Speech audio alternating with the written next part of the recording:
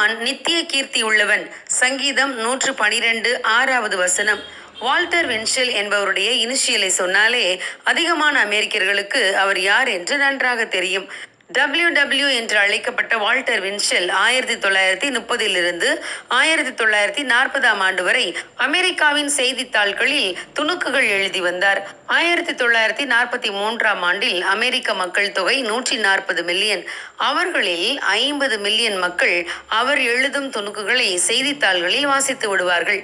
வாரத்திற்கு ஒருமுறை ஒலிபரப்பப்படும் அவருடைய ரேடியோ நிகழ்ச்சியை தவறாமல் கேட்டவர்கள் அநேகர் இருந்தனர். இத்தனை பேர் அவரை நன்கு அறிந்திருந்தாலும் அவர் 1972 மரித்த போது அவருடைய இறுதிச் சடங்கில் கலந்து கொண்டவர்கள் 2 பேர் மட்டுமே.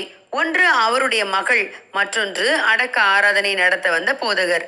இன்று வால்டர் வென்ஷெல் என்ற பெயரை சொன்னால் 40 வயதுக்கு உட்பட்ட அமெரிக்கர்களில் பெரும்பாலானோருக்கு அவர் யார் என்று தெரியாது.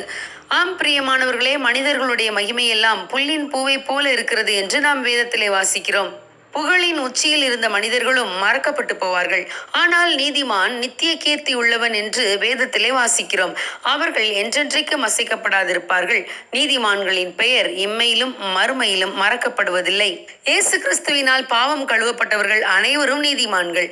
லாசருவின் சகோதரியாகிய மரியாள் விலையேற பெற்ற களங்கமில்லாத நளதம் என்னும் தைலத்தில் ஒரு ராத்தில் கொண்டு வந்து அதை இயேசுவின் பாதங்களில் பூசி தன் தலைமயிரால் அவருடைய பாதங்களை துடைத்தாள். சீஷர்கள் இதை பார்த்து, இதை 300 பணத்துக்கும் அதிகமான பணத்துக்கு விற்று தரித்திரருக்கு கொடுத்திருக்கலாம் என்று முறுமுறுத்தார்கள். ஆனால் இயேசுவோ, இவள் தன்னால் இயன்றதை செய்தாள்.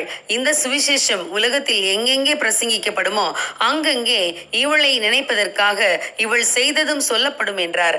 ஆம் பிரியமானவர்களே, இந்த ஸ்திரீயின் நற்கிரியை இன்றும் மறக்கப்படவில்லை. 2020 ஆண்டுகளுக்கு மேலாகியும் அவள் செய்தது இன்றளவும் பேசப்படுகிறது. நாம் கர்த்தருக்காக நம்மால் இயன்றதை செய்யும் போது நாமும் மறக்கப்பட்டு போவதில்லை. ஆம், நீதிமான்கள் நித்திய கீர்த்தி உள்ளவர்கள். ஆகவே நம்மால் முடிந்ததை தேவனுக்காக செய்வோம்.